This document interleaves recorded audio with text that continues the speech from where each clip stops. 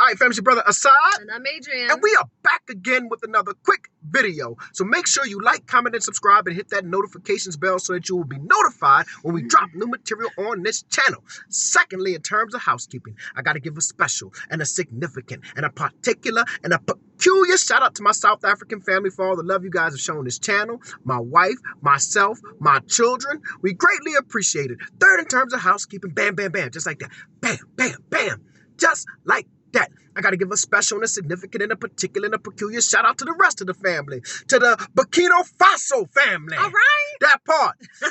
All right.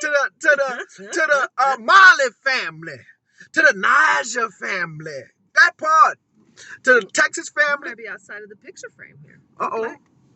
No? I don't know what's going on. I don't know either. It's giving, but I know half your face was out the picture. All right, we'll try it like this. If Okay. it don't, I don't know what's going on. The camera doing its own thing.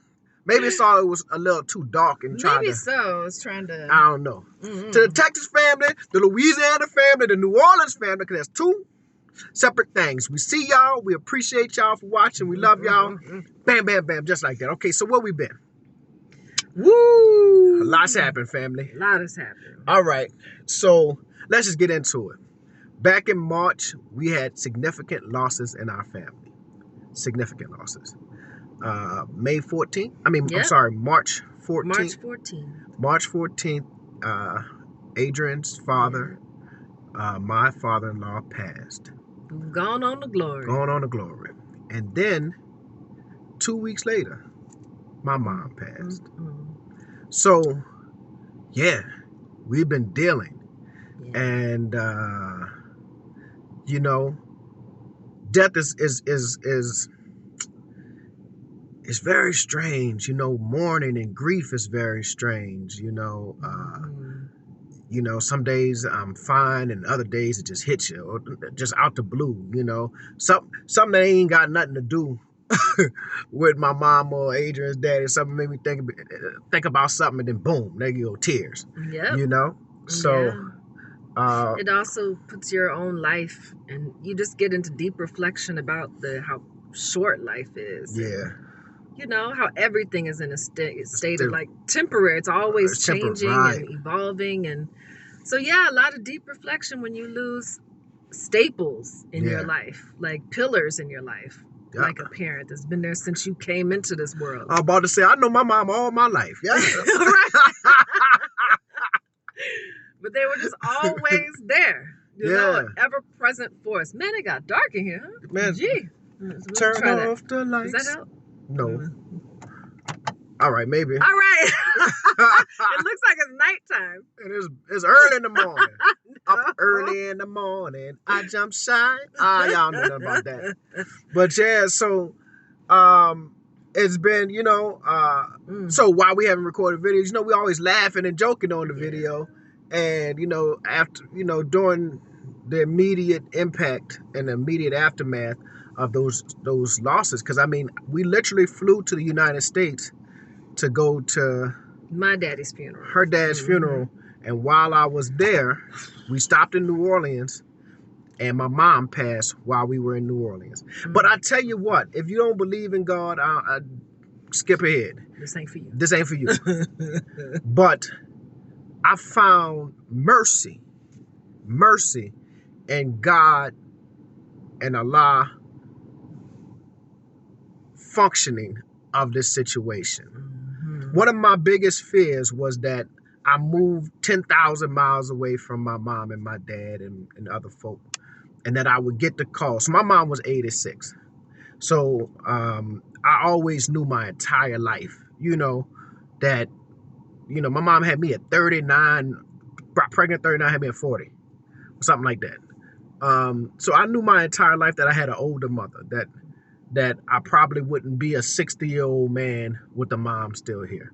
So I understood that, you know, and early on, especially around when I turned 30, you know, I kind of began to start accepting that, you know, I wouldn't be a 60-year-old man with my mom still here. Yeah. So when I talk about the mercy, one of the things that used to sincerely bother me was that I would get a phone call from one of my relatives, oh, your mama passed.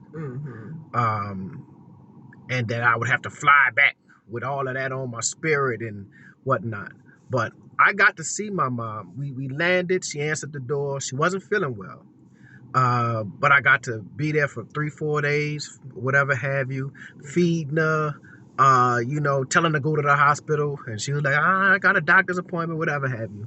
But I got to be there in her final days. I got to be there with her, told her I loved her and all that good stuff. So when she went to the hospital, I didn't think she was about to pass, but obviously she did. But there was a mercy in that. There was a mercy from Allah in that, that I got to be there. And, and another thing, I wrote that book, right? Find Home Again, right? In that book, I tell my mom's story and I talk about our relationship and the love I have for her and the love she had for me and how profoundly those stories, and I talk about, driving with her on the way to school and all the stuff she would instill in me, and to thine own self be true. My mom quoted Shakespeare to me all the time, to thine own self be true. I think that's from Hamlet. I don't know. Yeah, I think it's from Hamlet. I was like, I don't know. Yeah, to thine own self be true. All the stuff she quoted to me and all the things, Craig, always do your best. That's my middle name. Always do your best. Blah, blah, blah. All the lessons she gave me. I was able to talk about that stuff in the book and she was able to read it, although she knew it. I never got off the phone ever without telling my mom I loved her. I never left her presence, like left out of the house, knowing that I was going somewhere without telling my mom I loved her. So in many ways, I just say her job was done. She got to see her grandchildren right before she passed. She loved them boys, our boys. Yes, she loved them. That was her world. So she got to see them, right before she passed, to hug and kiss on them or whatever have you. So there was a certain mercy that Allah showed in that, and that that I find comforting. You know what I mean? So yeah, I miss my mom, and the situation is sad. Adrian and her father, but so the reason why we ain't been doing no videos, because we didn't feel like laughing and talking. Shit. It wasn't nothing funny. It wasn't nothing funny at the time. Didn't feel like clowning. No, we didn't feel like clowning, but grief is something, because like the initial shock, and I'm sure you can attest to this, the initial shock is just horrible. It is deeply. It's weird. It's like you feel like your whole mind is hazy. You're in the daze, the waterworks, the crying. You stop for a little while, you cry again, and you stop for a while. Right. So but that was hard. I mean, I would say the first 3 days are just like, oof, and then slowly after that. No, it took me a little time. I don't know about no 3 days. Because you weren't profusely crying for 3 days straight. Yeah. I'm saying like the first 3 days, it's just a lot of crying. A lot of waterworks, and then I would say after the first few days, it's like, okay, but you still cry. You still cry. But it's not like constant. You know? And then you gave a perfect analogy. You said it's like a cup that slowly fills up, or that at first it fills up fast, and then it got to come out. Yeah. And over time it fills up. Full. Yeah, it just stays full. Then over time it fills up slowly, and then every 2-3 days is out. And so it's we're still transitioning. This ain't been a long time ago. This was March. Yeah. So but with that being said, I think about my. And then we waited hell over here. Yeah, that's true. That's part of it too. I mean, what a test. It's a real test, because we moved here, like burned the boats and all this stuff. And then when you experience that kind of loss, it's like, I want to be close, far from my family. Yeah, I want to be close. I want to be there. I want to, and I had to remind myself, if I stayed in New Orleans, I was like, I'm going back to New Orleans. That's it. It ain't gonna bring my mama back. No. It's not. It's not. Doesn't change anything. And then you're moving back to Trump's America. Oh, that part. Woo! That part. We will get that to always sobers me up. Yeah. I should go home. Oh, no. No, I can't do that. Things just ain't the same for gangsters. Right. Things just ain't the same for gangsters. But I want to say this about my mom, and I'll say this. She said to laugh at her funeral, because if y'all knew my mama, she was full of jokes all the time.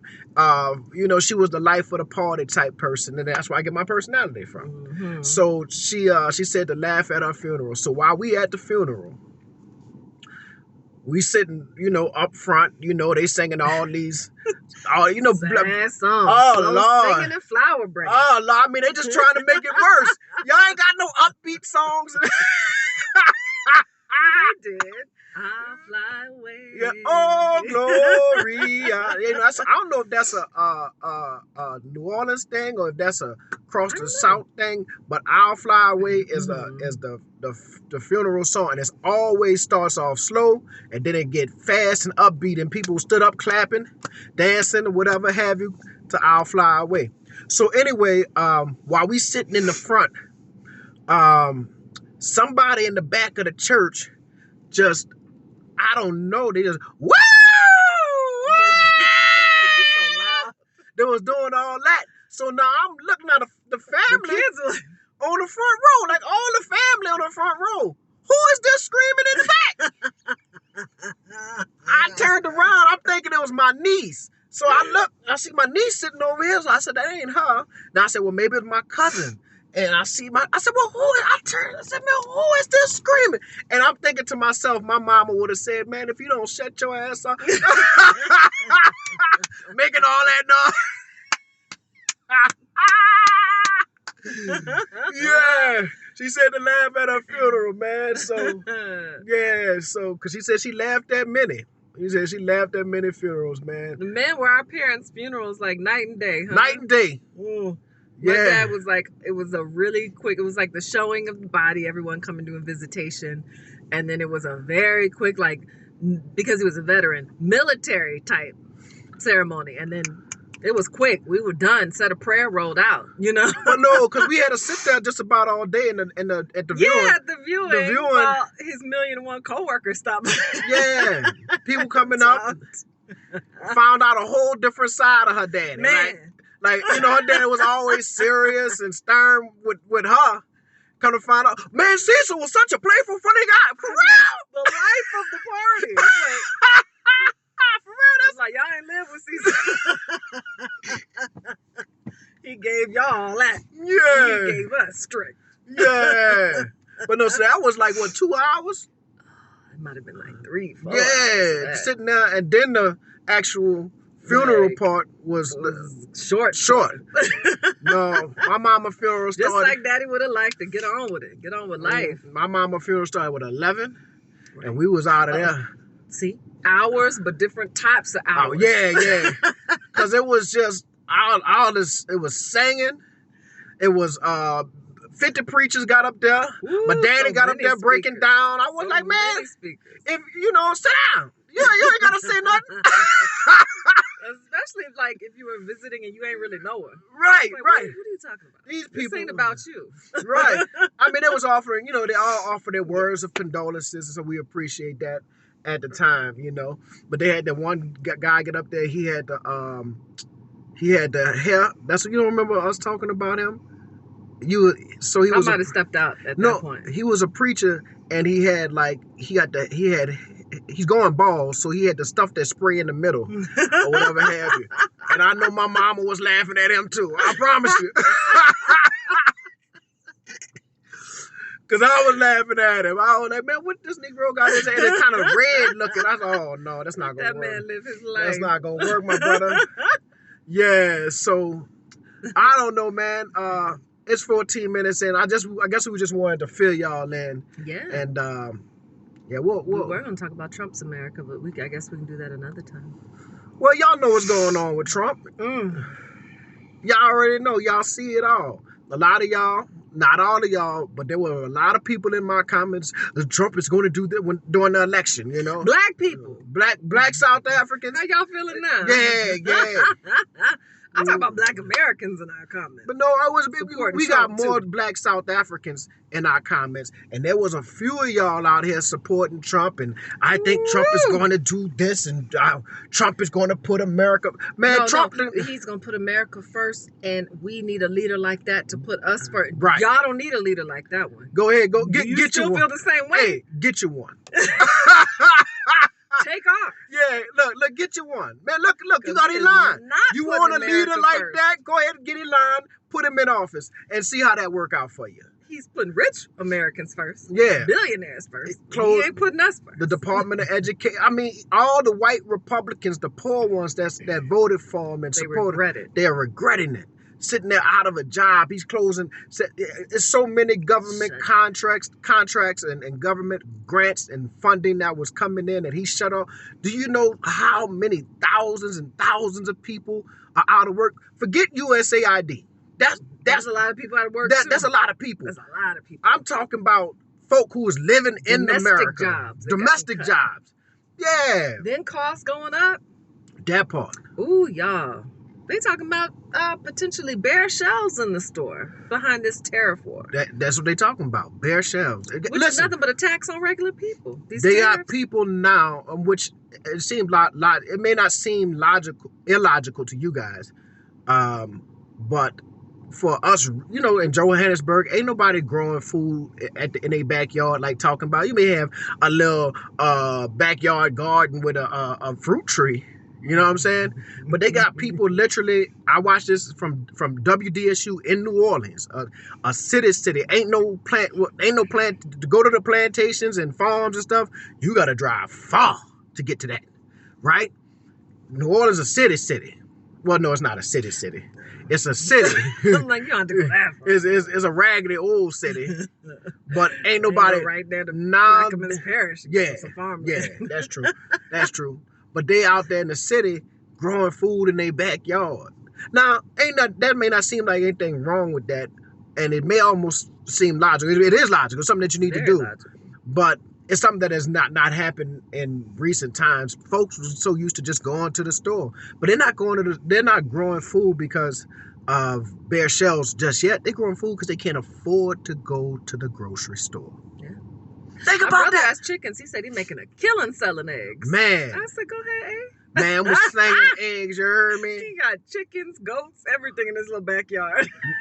Look, we need to get into it. Slanging eggs. Yeah, goat milk. If black folks start slanging eggs, they're going to make it illegal. You can't sell eggs. You'll be going to jail. Man, you had 24 eggs. Yeah, but they gave me 20 years, you heard me? Behind them. Behind 24, you heard me? Yeah, I'm out here. Yeah, man. So Trump's America. I don't know what to tell y'all. I don't know what to say. But I'm going to watch it from over here. I'm going to pray, though. Yeah. Pray for you, for sure. And I also think, like, back to our parents, maybe God is, not that he's taking the good people and saying that the people who left here are not good, but maybe he's taking those that he knows wouldn't be able to survive. What's coming? You know what I'm saying? I don't know. I'm thinking one's left. I don't know if they can't either. Because watch this. Yesterday, I lost my uncle. Now, I won't say that impacted me like my mama. And I've known this man my whole life, too. He was 94. 92. 92 or 94. One of the two. Why did I bring that up? I'm just saying maybe certain people who... Maybe it's just their time. Maybe it's just their time, too. Maybe it's just their time because... Like you said, maybe they completed... their mission. What they were supposed to be doing on this earth to complete. Absolutely. So with all that saying, it's sad, and we know we're dealing with it still every day, every day I wake up thinking about my mom. It's not a day that goes by that I don't think about it and wake up and say, I got a picture downstairs and I say, hey, mommy, and just speak to her. And, it's impossible to forget your parents. You know what I'm saying? But, that's grief. So it gets better. I mean, it does. Because I know where I was when it happened and where I am now. And I ain't 100%. I don't think you ever get back to just being like you were when they were here. You know what I'm saying? But I know where I was. You know what I'm saying? And I know where I am now, and it is different and better, you know. So anyway, y'all, we ain't got no more time. We can cut this off. We'll see y'all soon.